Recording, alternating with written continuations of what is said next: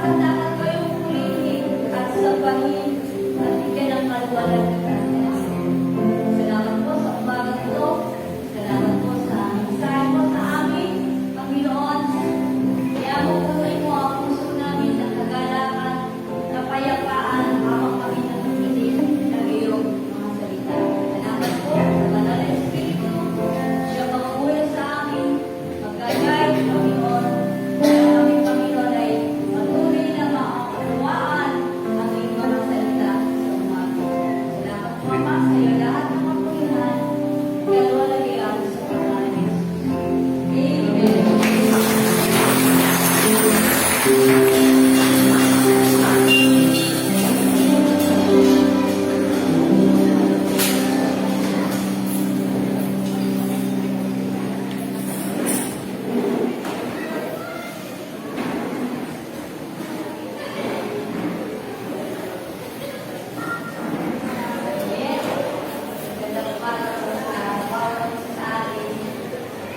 Sabi ko ng email nyo na seryosong makikinig ng salita ng Panginoon. Amen. Amen. Purihin ng Panginoon. So, pag-usapan natin na email tungkol sa pagiging seryoso. Sino po sa inyo ang seryoso? Seryoso. Seryoso sa paglilingkod sa Panginoon.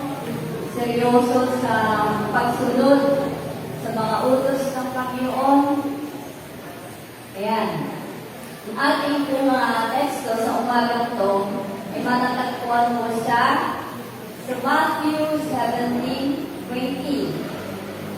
Ang sabi doon, sa Matthew 17:20, sumagot siya, dahil sa kalilitan ng inyong pananalig, sinasabi ko sa inyo, kung maging silaki man lamang ng butil ng mustasa ang inyong pananalig sa Diyos, masasabi niyo sa bundok na ito, lumipat ka roon at lilipat ito.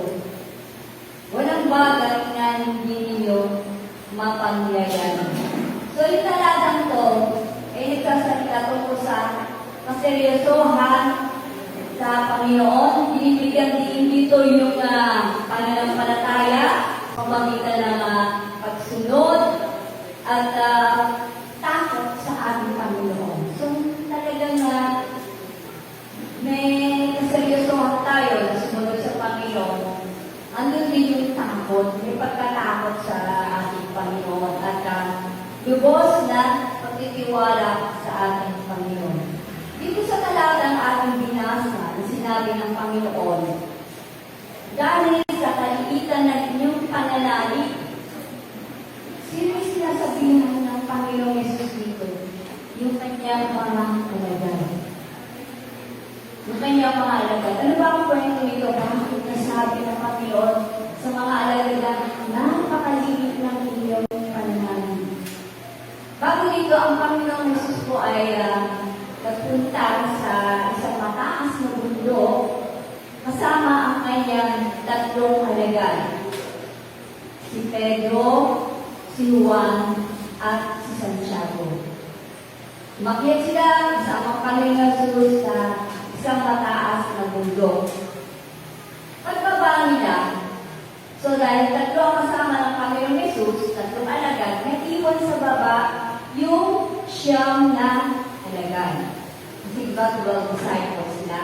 So, naiwan sa baba ng bundok yung siyam na alagad ng Panginoong Yesus.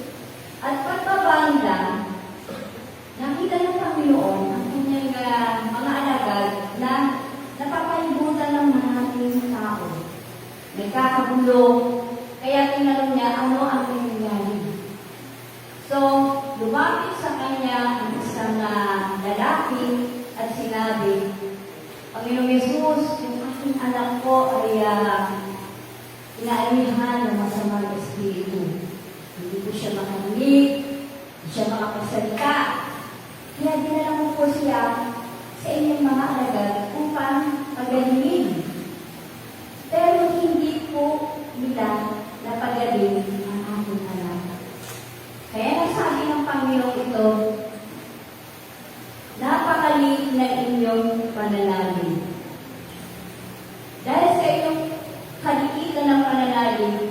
hindi nyo napagaling ang batang ito. So, doon natin makita na kapag talaga tayo seryoso sa salita ng Panginoon, yung ating pananampalataya ay hindi dapat, kumbaga sa yung lalamig, kundi lalo tumataas, lumalakas ang ating pananampalataya sa ating Panginoon.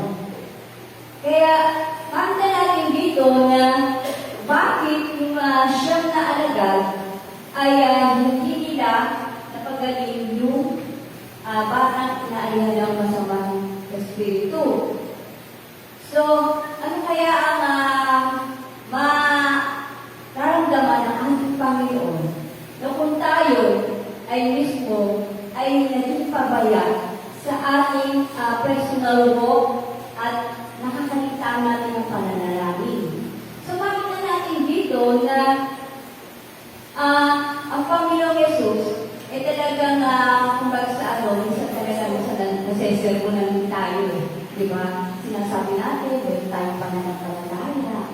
Pero sabi nga, true seriousness means aligning actions with God's word and commands. Talaga yung seryoso natin, pagiging seryoso natin sa salita ng Panginoon, sa pagsunod sa Panginoon, ay kailangan makita sa buhay talaga natin. Naka-align tayo doon sa salita ng Panginoon. Yan sinasabi, totoo seryoso, pananampalataya natin sa ating Panginoon. So, paano kung tayo mararamdaman ng Panginoon kung talagang tayo, minsan din sa panahon natin, mga Kristyano na, nakakaranas din ng ganito na hindi tayo nagiging seryoso sa ating Panginoon. Ano kaya ang mararamdaman ng ating Panginoon? Paano noon kapag sabihin niya kanyang mga alagad? Sa panahon natin ngayon, ganun din kaya ang masasabi, mararamdaman ng ating Panginoon na sasabihin sa atin, kailiin na inyong pananahan. So, ano nga ba naging dahilan kung bakit hindi napagaling ng mga alagad yung batang inaalihan naman sa mga espiritu? Sabi dito, ano yung cause of their shameful failure? Una-una, ano yun?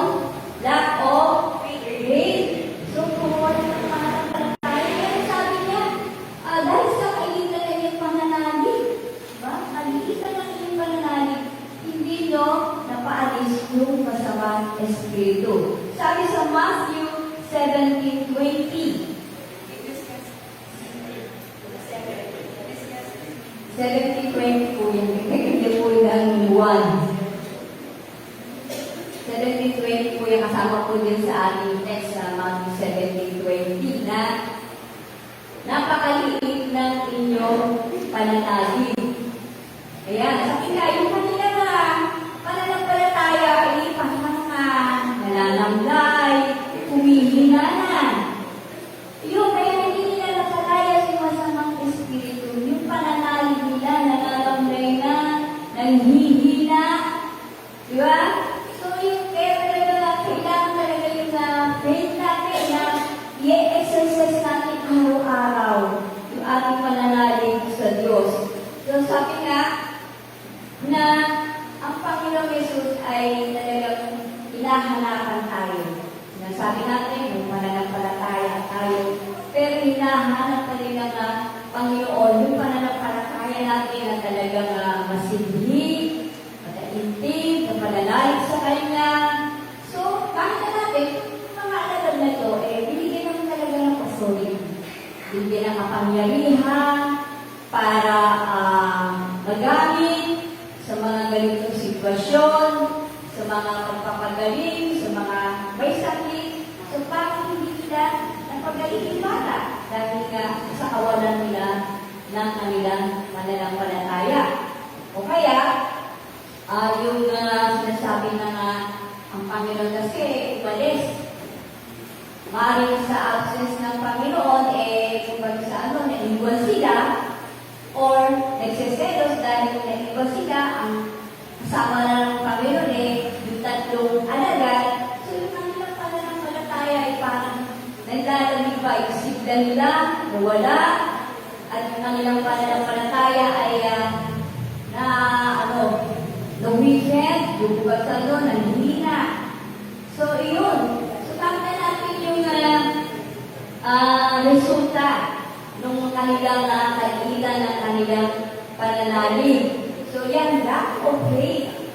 Kaya hindi nila napagaling ang bata o sabi natin, hindi sila naging seryoso sa pananampalataya na kanilang natanggap mula sa Panginoon.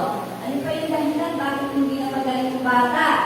Their lack of prayer. Maaaring wala ang Panginoon dahil nga nasa mundo, hindi na sila nananalangin. Hindi na sila nananalangin. So alam natin ang pangangalaga ng panalangin sa ating buhay bilang mga Kristiyano. So, aligtaan na nila yung kanilang pananalangin. Ang sabi dito sa Mark 9:29, sumagot si Jesus, makapalayas lamang ang ganitong uri ng Espiritu sa pamamagitan ng pananalangin. So, ayan, napakahalaga pala ng pananalangin sa mga Kristiyano. Faith can move mountains. Kaya sa binasa natin, di ba, na kailangan yung ating pananampalataya ay napakalaki. Hindi dapat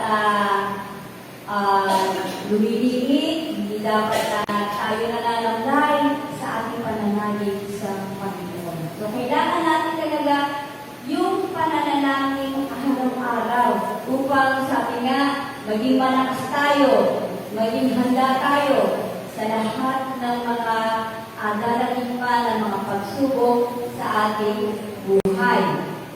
So yan, ano pa yung dahilan ng kanilang failure o pagkabigo na mapagaling yung bata? Yung lack of discipline. Walang disiplina sa kanilang buhay, pananampalataya. So kailangan talaga yan yung 17:21. Ito ulit, itagay ko rin ginawa. Matthew 17:21 po yun na kailangan meron tayong disiplina sa ating sarili. 17:21. So ito yung mga failure ng mga halaga na naranasan nila kaya ang Panginoon ay napagsabihan nila ng napakaliit na inyong pananalig. Dahil hindi sila naging seryoso. Hindi sila naging seryoso sa pagsunod sa Panginoon. Hindi sila seryoso sa mga salita ng Panginoon. Kung tutusin talaga, may power sila eh. Hindi na sila nakapangyarihan eh. I-exercise na nila, gaganapin na lang nila, i-apply na lang nila yung kapangyarihan na ibinigay sa kanila ng Panginoon. So, para kung dumating yung mga pagsubok, problema sa buhay, ay handa sila. Kaya nga lang, so nung dumating yung ganitong mga pagkakataon sa buhay ng mga alagad, hindi sila naging handa dahil dito sa mga dahilan nito na sila ay nagkulang ng pananampalataya, ng kanilang pananalangin, at disiplina sa kanilang buhay espiritual. So, may mga halimbawa sa Biblia na katulad ni Samson na binigyan din ng kapangyarihan ng Panginoon. Si Samson sa Judges 16:20, at sabi dito, at kanya sinabi, Samson, may dumarating ng mga Pilisteo. Nagtangkang bumamon si Samson pagkat akala niya ay makakawala siya kaya dati. Hindi pa niya namamalayan, iniwan na siya ni Yahweh. So yung kwento nito, alam natin na si Samson, mula pa sa pagkabata ay itinilagana sa Diyos. At ang kanyang buhok ay hindi papuputulan. Hanggang kumbaga mula pagkabata, hindi pa nasasayakan ng panggupit ang buhok ni Samson. Dahil itinalagaan siya sa Diyos at siya ay magdiligtas sa bansang Israel mula sa mga Filisteo. So, nangyari, dahil sabi nga, sa lack of discipline, si Samson, sabi nga, nahumaling sa isang babae na si Delilah. So, makita natin, sa ng mga Israel, hindi dapat siya kukuha ng pangasawa sa mga hindi karami tulad ng mga Hudyo, ng Israelita, mga ganyan. Di ba, si Delilah, hindi naman siya Hudyo. So, hindi siya pinapayagan ng mga magulang na kumuha sa ibang lahi ng kanyang mapapangasawa. So, dahil si Samson, nabighani kay Delilah, hindi na niya inintindi yung kailangan pala, siya ay nakatalaga sa Diyos, kaya gagamitin ng Panginoon, at hindi siya kukuha ng mga asawa niya, sa mga kaaway nila. Pero ang doon, nawala ng disiplina si Samson sa kanyang buhay. So makita natin dito na alam niya na yung kanyang buho, kumbaga sa sikreto, siya naman nakakaalam na hindi dapat puputulin yun. Alam niya na yung kanyang lakas ay nagagaling sa kanyang buho. Pero dahil nga mahal niya si Delilah, napaamin siya kung saan nanggagaling ang lakas ni Samson. At doon, nasabi niya kay Delilah na kung puputulin ang kanyang buho, ay mawawalan siya ng lakas. Makita natin, pagbabasa natin sa Biblia na napakalakas ng Samson. Diba? Kahit kung daling sa kanya, talagang nakakawala pa rin siya. Dahil siya ay nakatalaga sa Panginoon at ang lakas niya ay nanggagaling sa kanyang buho. Kaya hindi dapat mapuputol ang buho ni Samson dahil doon magkakaroon ng problema dahil mawawala yung lakas ni Samson. So doon makita natin na nawala ng disiplina si Samson sa salita ng Panginoon na dapat hindi siya makikipag-ugnayan sa ibang hindi nila galanin, siya kukuha ng ibang asawa. Pero dahil nga sa lack of discipline ni Samson, ay pagsatong yung kaseryosohan niya sa Panginoon, yung pagiging seryoso niya sa Panginoon na meron siya inilaga ng Panginoon sa Diyos, hindi niya nagawa yun. Pagsunod, nanaig pa rin yung kanyang sarili. Kaya, dumating ang panahon na ayon, siya ay nabihag ng mga Filisteo at ngayon, siya ay pinarusahan ng mga kaaway. So, makita natin dito yung lack of discipline, yung kaseryosohan ni Samson sa salita ng Panginoon. Dahil alam niya, yung salita na ang Panginoon sa kanya na ikaw, Samson, nakatalaga ka na sa akin. Ikaw ang magliligtas sa bansang Israel, laban sa mga Filisteo. At ang lakas mo ay magagaling sa buho. Pero hindi natupad ni Samson yung sinabi ng Panginoon. Hindi, gaya sinabi ng Pablo, ano ba sinabi ni Pablo sa 2 Korinto? Si Pablo ang nagsabi na lahat ng manlalaro nagsasanay ay nagpipigil sa sarili. Ayan. Katulad ni Pablo, sa ating buhay Kristiyano, tayo ay isang ang buhay ng Kristiyano ay sa isang takbuhan na para makamit mo yung tagumpay, yung premyo, ay kailangan merong pagpipigil sa sarili. Ang sabi pa ni Pablo, pinapahirapan ko ang aking katawan at sinusupil ang sarili. So, wala doon si Samson. Hindi niya nagawa. Hindi niya na-control yung kanyang sarili. Hindi niya napigil ang kanyang sarili. Kasi, bakit? Kasi ano sabi ni Delilah? Hindi mo talaga ako mahal. Di ba? Kung mahal mo ako, sasabihin mo sa akin. kung saan gagaling ang iyong lakas. So, ibig sabihin, hindi napigil, hindi nasupil ni Samson ang kanyang sarili. Kaya, ayun, hindi nagkaroon ng problema. Ano pa? Si Simon, Peter, hindi po yan si Peter, si Simon, si Simon Pariseo po yan. Itan po natin ang Simon yung Peter. Sabi sa Luke 7:44-48, niligaw niya ang babae at sinabi kay Simon, nakakita mo ba ang babae ito? Pumasok ako sa iyong bahay at hindi mo man lamang ako binigyan ng tubig para sa aking mga paa. Ngunit hinugasan niya ng luha ang aking mga paa at pinunasan ang mga ito ng sarili niyang buhok. Hindi mo ko hinalikan, ngunit siya mula nang pumasok ay hindi tumigil ng kahalik sa aking mga paa. Hindi mo nilagyan ng langis ang aking ulo, subalit binuhusan niya ng pabango ang aking mga paa. Kaya sinasabi ko sa iyo, malaki ang kanyang pagmamahal sapagkat maraming kasalanan ang pinatawad sa kanya.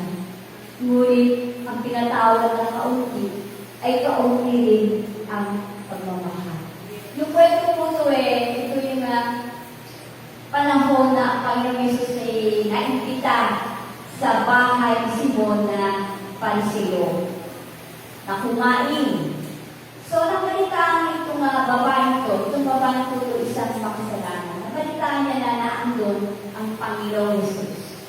Kaya, pagdating niya doon sa bahay ni Simon Pariseo, yung babae ay pumunta sa likuran ng ating Panginoong Yesus sa may gawing paanan. At pagdating niya doon, ay umiyak siya, nalangin siya, at ang kanyang luha o ang mga paa ng ating Panginoong Yesus ay nabasa ng kanyang mga luha. At doon, pinunasan niya ng buhok yung paa ng ating Panginoon. So yun, hindi lamang yun, hinagkan pa niya ang paa ng ating Panginoon at binuhusan ng pabango. So alam natin ito, ang babae ito isang makasalanan. Nakita ito ni Simon na Pariseo. Sabi niya, kung alam lang ni nagulong ito, ang ating Panginoon Jesus na kung sino yung humihipo sa kanyang mga paa, ito isang makasalanan. Isa siyang babae yung makasalanan. So, yun ang nasa isip niya, sa isip lang niya yun. Pero dahil na alam ng Panginoon ang iniisip ni Simon, kaya nilingon niya yung babae. At sinabihan na si Simon na, nakikita mo ba yung babae ito? Sabi niya kay Simon, pumasok ako sa iyong bahay, hindi mo wala ako binigyan ng tubig para sa aking mga paa. Ngunit hinugasan niya ng kanyang mga luha at pinunasan ito ng sarili niya buhok. Hindi mo ako hinalikan. Ngunit siya, mula ng pagpasok dito, hindi tumigil ng kahit sa aking mga paa. Hindi mo ako nilagyan ng langis ang aking ulo. Subalit, dinuhusan niya ng pabango ang aking mga paa. So, natin dito, sabi ni Simon na ang babae isang makasalanan na parang inaano niya na hindi dapat nakikipag-ugnayan ang Panginoon Yesus sa babae ko dahil sa isang makasalanan.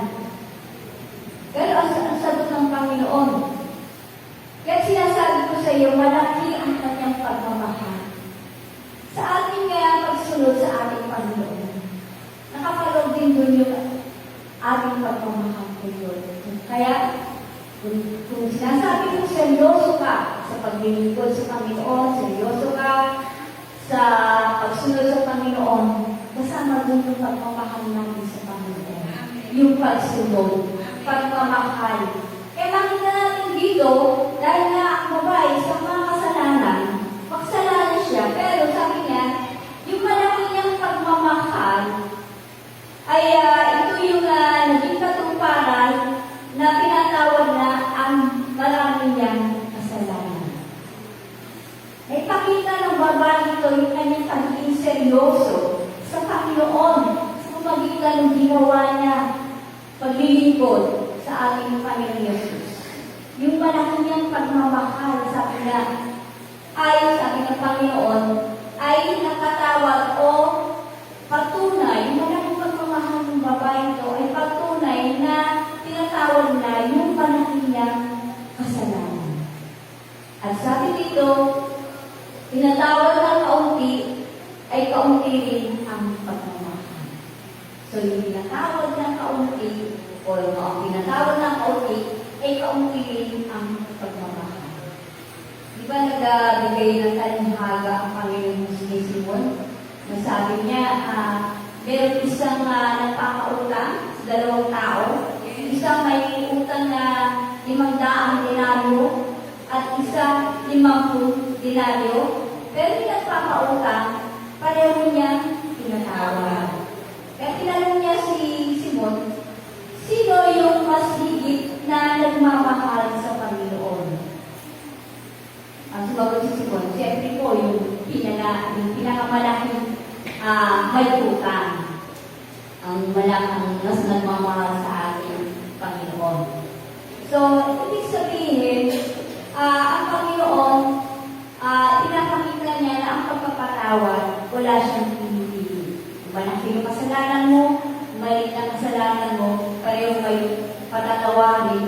Kung ipapahayag mo, ipapamalas mo yung pagmamahal mo sa ating Panginoon. So, makita natin dito na ang Panginoon ay seryoso. Seryoso sa pagpapatawad niya sa mga tao. Kung tayo itatanong, tayo po ba ay seryoso sa ating Panginoon? Gaano ka kaseryoso sa pagsunod, sa paglilingkod, sa pagmamahal mo sa ating Panginoon? So, makita natin na individuals who are serious about their faith, study the Scripture, have a positive prayer life, and look for ways to lead others to Christ.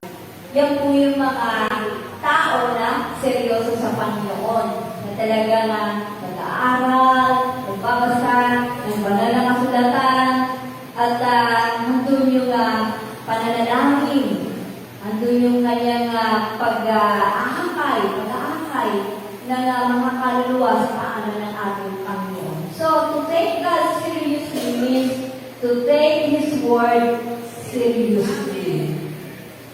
To take God seriously is to have reverential fear of God. Andiyan pa rin yung kaya ka naging seryoso sa Panginoon kasi may takot ka sa Panginoon. Hindi yung takot na nakakatakot ang Panginoon, kundi yung takot na talagang minamahal mo ang Panginoon. May takot ka sa Panginoon kasi mahal mo ang Panginoon. Gusto mong makasunod sa ating Panginoon. So, ilang hinahanap sa atin ang Panginoon, yung pagiging seryoso natin. Lahat tayo tinawag ng Panginoon. Seryoso ang Panginoon sa atin na tayo ay patawarin sa ating mga kasalanan. Seryoso ang Panginoon na tayo iligtas sa ating mga kasalanan. Pero kung tayo ang tatanawin ng Panginoon ngayon, gaano ka seryoso sa Kanya? Gaano mo siniseryoso ang Panginoon sa iyong buhay Kristiyano? So, to take God seriously means to take His Word seriously. So, kung paano sabi na, ang isang tao ay nagsasalita sa iyo, may kausap kang isang tao, tapos ikaw naman, hindi ka seryoso sa pakikinig sa Kanya. Anong ibig sabihin yun? Diba parang wala kang, hindi ka interesado, wala kang respeto doon sa kausap mo, daldal yung kausap mo, ikaw naman, hindi ka naman nakikinig, hindi ka seryoso sa kanyang mga sinasabi. Ano? Mararamdaman ang kausap mo. Di ba? Anong ibig sabihin nun? Wala kang gana, wala kang respeto sa kausap ko, iiwanan ka lang yun. Di ba? Parang ako, may example din ako niya eh. Medyo, noong 2002 yata. 2002 pa yun. Oo, tagal na 2002. Siyempre, bata ka pa sa pananampalataya mo kay Lord. Kristyano ka na doon, siyempre. Hindi ka pa ang talagang salita ng Panginoon. May dumating sa akin na nag-aalok na mga special offer, o gano'n. Maganda naman yung ino-offer niya. Kaya lang, hindi ako interesado. Dagdal, hindi ko naman siya pinapansin. Kasi nga hindi ako interesado eh. So, iniwan ako. So, ngayon, nakita ko ngayon to. Tapos, pinuturo ko ngayon na, gagawin pala yun. Wala pa na ako respect sa kausap ko kasi hindi ko siya pinansin. Di ba? So, iwan na lang ako. So, ganun din tayo. Sabi na, the same applies to God. If we ignore or reject much of what He says to us through the Scripture, we are not taking Him seriously. We are, in fact, treating Him with disrespect. So, ganun din pala yun. So, okay, maganda yun talaga nagbabasa ka na salita ng Panginoon, nakikinig ka ng salita ng Panginoon, may natututunan ka. Nai-apply mo ngayon sa buhay mo. Nakita mo ngayon yung kakulangan mo. Nakita mo ngayon yung hindi pagiging seryoso mo sa iyong buhay ng Kristyano. Diba? So yun, kailangan natin talaga na seryosohin ng Panginoon dahil ang Panginoon ay seryoso sa atin. So, from their example, makita natin yung importance of staying spiritually healthy. Yung mga example ni Peter and Simon, na hindi siya seryoso sa Panginoon, o si Samson, na hindi sila naging faithful or tapat sa pananampalataya nila kay Lord, yung pagsunod, yung pagmamahal nila kay Lord, hindi nila ina-apply, ina-exercise, yung pananampalataya nila. So, yan. O, ano mararamdaman ng Panginoon kung sa ating nangyari yun? Na sabi nga, tayo kinakausap ng Panginoon, kami na naman ng kasunatan, pero ino naman natin yung mga utos. Alam natin maraming aral, utos ang Panginoon na ibinigay sa atin, pero tayo naman, hindi natin pinapansin, hindi natin isinasagawa, hindi natin ina-apply sa ating buhay. Alam mo ba, salitang seryoso, paano ba natin, saan ba natin ilalakad yung salitang seryoso o kaseryosohan? Pwede yan sa mga nag-aaral. Kapag ang isang bata ay hindi seryoso sa kanyang pag-aaral, hindi pa makatapos yan. Diba? Hindi siya seryoso sa kanyang pag-aaral eh. Nagbubulakbol, laging absent, may ating classes. So, ano mararamdaman ng magulang sa kanya na pinapag-aral pero hindi pala siya seryoso, binibigyan ng baon araw-araw, hindi naman pala pumapasok. Ha? Hindi siya seryoso sa kanyang pag-aaral, kaya ano mangyayari? Hindi siya nakapagtapos ng pag-aaral or maagang nakapag-asawa. Kaya ito lang nakakalungkot ko sa mga kabataan ngayon kung bakit bata pa lang, nag-aaral, hindi na nakapagtapos dahil nga nag-asawa na siya. Hindi nila sineryoso ang pag-aaral.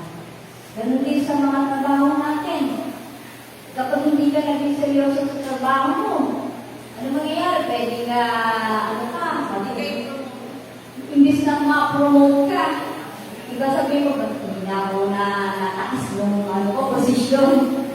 Baka nakita nung hindi ka seryoso sa pagtatrabaho mo. Lagi kang late, lagi kang absent, mga gano'n. So, yung salitang seryoso, napakahalaga pala yan. Seryoso, kaseryosohan. Napakahalaga yan sa buhay ng isang tao. Kaya nung isa akong makilala, driver siya ng Meralco noon. Dahil hindi siya seryoso sa kanyang trabaho, lagi siyang late dumating sa kanyang trabaho. Kaya siya ay tinanggal. So makikita natin talaga na may epekto pala sa buhay natin kapag hindi tayo nagseryoso. Kahit sa anumang bagay. Lalo na sa atin ngayon. Sabi nga, how we take God seriously sa ating buhay Kristyano. Paano mo siniseryoso ang Panginoon? Yung mga akala natin, nakikinig naman ako, kumakin naman ako kay Bisante. Yun ba yung tinatawag na seryoso? Kaseryosohan. May mga utos ng Panginoon, nasusunod ba natin? Or tayo ba ay nakakasunod sa lahat ng mga pinag-uutos niya sa atin? I-apply ba natin ito sa ating buhay? Yung mga aral, mga utos ng Panginoon, i-apply ba natin yung pananampalataya natin sa araw-araw? So, take God seriously. Dahil alam natin ng Panginoon ay seryoso sa atin. So, meron din mga practical ways na hindi makasama dito sa handouts natin. May mga practical ways God's Word applies in our lives. Una-una yung kanyang pangako, yung kanyang promise. Ano sabi niya sa kanyang banal na salita? Na whatever you ask in my name, I will do it. So then, i-apply natin yung salita ng Panginoon. Talaga seryoso ka sa pagsunod sa Panginoon at gusto mong i-apply, ay ito yung pwede natin i-apply sa ating buhay Kristyano, yung alalahanin natin na may pangako ang Panginoon, yung kanyang pangako na sabi nga, ano ba ang hiningi natin sa pangalan ng Panginoon ay kanyang ipagkakaloob. Pangalawa, yung kanyang command, God's command sa 1 John 2:3-4, love one another. Love one another. So, kung seryoso ka sa paglilingkod sa Panginoon, i-apply mo ito sa buhay mo, yung salita ng Panginoon, na mahalin mo ang isa't isa, magmahalan kayo. Sabi nga, kahit hindi ka ibig-ibig, mahalin mo siya. So, seryoso. Pagdating sa pagiging seryoso, kung talagang gusto mo maging seryoso sa pagsunod sa Panginoon, love one another. Magmahalan tayo. At pangatlo, God's prohibition. So, God forbids us to love the world. So, yan. Diba? Sinabi ng Panginoon na huwag natin mahalin ang mundo o yung mga bagay dito sa mundo. Mamahalin mo ba ang mundo o mamahalin mo ang Diyos? Magiging ka lang. Yan po ang nagbabawal sa atin ng Panginoon na huwag natin mahalin ang mundo o ang mga bagay dito sa mundo. Isa pa na pwede na i-apply natin yung salita ng Panginoon sa ating buhay, God's warning sa Matthew 24. Alam natin na may hula na ng Panginoon sa last days. Alam na natin kung ano magiging kondisyon ng ating mundo sa huling panahon. Sabi nga, na pwede nga tayo mga Kristyano o pwede nga maigaw ng ibang katuruan, maigaw ang marami sa kanilang pananampalataya. So, may warning ang Panginoon. Magseryoso tayo sa salita ng Panginoon. Magseryoso tayo sa mga sinasabi ng Panginoon. So, to take God seriously means to take His Word seriously. Diyos, Panginoon, seryoso sa ating buhay. Kaya dapat seryosohin din natin ang Panginoon. Araw-araw natin pamumuhay, lagi natin iisipin sa ating sarili, lagi natin tatanungin ang ating sarili, gaano ba ako maseryoso sa Panginoon? Gaano ba ako maseryoso sa pagsunod, sa paglilingkod sa Panginoon? So, huwag natin pagsanuay na maglingkod sa Panginoon ng mababaw na paglingkod lumalim tayo sa ating pananampalataya, lalo pa tayong lumalim sa salita ng Panginoon. Take God seriously. Take God seriously. Yan ang kailangan natin mga Kristyano ngayon. Yung talagang seryosohan natin ang salita ng Panginoon sa magitan ng ating pananampalataya, sa magitan ng pagsunod sa Panginoon, may takot tayo sa Panginoon, at buong puso natin ipagkatiwala ang ating buhay sa Panginoon. So, yung salita ng Panginoon, yung seryosohin natin. Seryosohin natin sa magitan din na pagbabasa ng kanyang salita, at huwag natin nalimutan din yung ating pananalangin. Take God seriously. Kahit wala lang tayo tumayo, doon na napakabuti ng Panginoon kasi ang Diyos hindi nagpapabaya sa atin. Lagi nagpapaalala siya sa kanyang mga salita kung paano tayo magiging seryoso sa Kanya araw-araw, kung paano natin ipapamuhay ang Kanyang salita sa araw-araw, sa pagsunod sa Kanya. Nasabi nga, lagi natin i-offer ang ating buhay as a living sacrifice. Gawin natin anumang inuutos ng ating Panginoon. Sabi natin, Lord, here I am, willing to do your will. Alam natin ang Panginoon ay mapagmahal na Diyos. Hindi niya tayo pinapabayaan. Seryoso siya sa atin nung tayo ay ganyan pinilit, tinawag upang maglingkod sa Kanya. Lagi natin sa isip, sa buhay natin, sa puso natin, yung pagiging seryoso ng Panginoon. Mula tayo ay ganyan tinawag sa paglilingkod sa Kanya. I-offer natin araw-araw ating buhay sa Panginoon na living sacrifice. If you ask for an offering, I will. If you want a sacrifice, I will give.